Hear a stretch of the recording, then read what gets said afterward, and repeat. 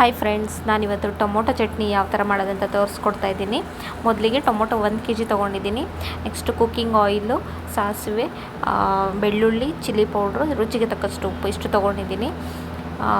First ಟೊಮೊಟೊನ ನೀಟಾಗಿ wash ಮಾಡ್ಕೋಬೇಕು. ಮಾಡಿಬಿಟ್ಟು 20 ಮಿನಿಟ್ಸು ಈ ಥರ ಚೆನ್ನಾಗಿ ಬೇಯಿಸ್ಕೋಬೇಕು. ಬೆಂದಾದಮೇಲೆ ಒಂದು 20 ಮಿನಿಟ್ಸ್ ಇದು ತಣ್ಣಗಾಗಿ ಬಿಡಬೇಕು. ಬಿಟ್ಟಾದಮೇಲೆ ಇದನ್ನು ನೀಟಾಗಿ ಸಿಪ್ಪೆ ತೆಕ್ಕೋಬೇಕು. ತೆಗೆದುಬಿಟ್ಟು ಒಂದು ಮಿಕ್ಸಿ ಜಾರ್ಗೆ ಹಾಕಿಬಿಟ್ಟು ನೀಟಾಗಿ ಪೇಸ್ಟ್ ಥರ ಮಾಡ್ಕೋಬೇಕು. ಮಾಡ್ಕೊಂಡು ಆದಮೇಲೆ ಪ್ಯಾನ್ ಬಿಸಿಗಿಟ್ಬಿಟ್ಟು ಆಯಿಲು, ಸಾಸಿವೆ, ಬೆಳ್ಳುಳ್ಳಿ, ಮಿಕ್ಸಿ ಮಾಡ್ಕೊಂಡಿರೋದು ಪೇಸ್ಟು, ಟೊಮೊಟೊ ಪೇಸ್ಟ್ ಇದೆಯಲ್ಲ ಅದನ್ನು ಹಾಕಿಬಿಟ್ಟು ಮಿಕ್ಸ್ ಮಾಡಿ ಒಂದು ಸಲ.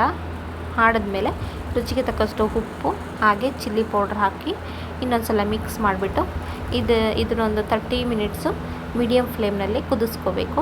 ಈ ಚಟ್ನಿ ಅಂತೂ ಸೂಪರಾಗಿರುತ್ತೆ. ಎಲ್ಲರೂ ಟ್ರೈ ಮಾಡಿ, ನಿಜವಾಗ್ಲೂ ತುಂಬ ಚೆನ್ನಾಗಿರುತ್ತೆ. ಟೊಮೊಟೊ ರೇಟ್ ಎಲ್ಲ ಕಡಿಮೆ ಇದ್ದಾಗ 10 ರೂಪೀಸ್ ಇದ್ದಾಗೆಲ್ಲ ನೀವು ಒಂದು 2-3 kg ಮಾಡ್ಕೊಂಡು ಇಟ್ಕೊಂಡ್ರೆ ನೀವು ತಿಂಗ್ಳುಗಟ್ಟಲೆ ಇದನ್ನು ಇಟ್ಕೊಂಡು ತಿನ್ಬೋದು. ತುಂಬ ಟೇಸ್ಟಿಯಾಗಿರುತ್ತೆ.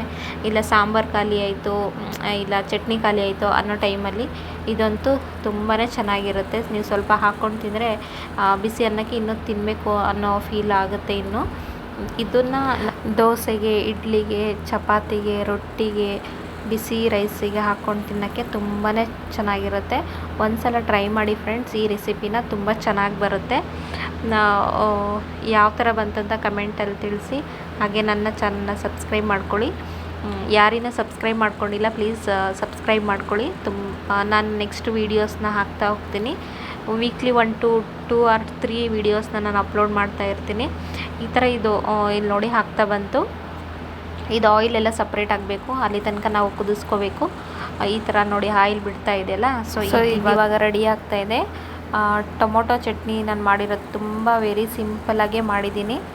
ಇದಕ್ಕೆ ಕಡಿಮೆ ಇಂಗ್ರೀಡಿಯೆಂಟ್ನ ಯೂಸ್ ಮಾಡಿರೋದು, ಜಾಸ್ತಿ ಏನು ಯೂಸ್ ಮಾಡಿಲ್ಲ ನಾನು. ಟೊಮೊಟೊ ಬಿಟ್ಟರೆ ಬೆಳ್ಳುಳ್ಳಿ, ಚಿಲ್ಲಿ ಪೌಡ್ರ್ ಅಷ್ಟೇ ಮೇಯ್ನಾಗಿ ಯೂಸ್ ಮಾಡಿರೋದು.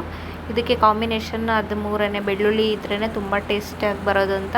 ಬೆಳ್ಳುಳ್ಳಿ ಹಾಗೆ ಚಿಲ್ಲಿ ಪೌಡ್ರು. ನಾವು ಅದು ಹಸಿಮೆಣ್ಸಿನ್ಕಾಯಿ ಅದೆಲ್ಲ ಹಾಕಿದ್ರೆ ಅಷ್ಟು ಟೇಸ್ಟ್ ಬರೋದಿಲ್ಲ. ಚಿಲ್ಲಿ ಪೌಡ್ರನ್ನೇ ಹಾಕಬೇಕು ಈ ಚಟ್ನಿಗೆ, ಆವಾಗಲೇ ಟೇಸ್ಟ್ ಬರೋದು. ಸೊ ಕಡಿಮೆ ಇಂಗ್ರೀಡಿಯೆಂಟ್ಸಲ್ಲಿ ಮಾಡಿರೋಂಥ ಚಟ್ನಿ ತುಂಬ ಚೆನ್ನಾಗಿ ಬರುತ್ತೆ. ತುಂಬ ಸ್ಪೈಸಿ, ತುಂಬ ಖಾರ ತಿನ್ನೋರು ಇನ್ನೂ ಸ್ವಲ್ಪ ಖಾರ ಜಾಸ್ತಿ ಹಾಕ್ಕೋಬೋದು. ತುಂಬ ಚಳಿಗಾಲಕ್ಕಂತೂ ಮಾಡಿಸಿದಂಥ ಚಟ್ನಿ ಇದು. ತುಂಬ ಚೆನ್ನಾಗಿ ಬರುತ್ತೆ. ಒಂದು ಸಲ ಟ್ರೈ ಮಾಡಿ ಫ್ರೆಂಡ್ಸ್. ಟ್ರೈ ಮಾಡಿ ಯಾವ ಥರ ಬಂತು ಅಂತ ಕಮೆಂಟಲ್ಲಿ ತಿಳಿಸಿ. ಹಾಗೆ ನನ್ನ ಚಾನಲ್ನ ಸಬ್ಸ್ಕ್ರೈಬ್ ಮಾಡ್ಕೊಂಡಿಲ್ಲ ಹಾಗೆ ನೋಡ್ತಿರೋರು ಪ್ಲೀಸ್ ಸಬ್ಸ್ಕ್ರೈಬ್ ಮಾಡ್ಕೊಳ್ಳಿ. Thank you so much.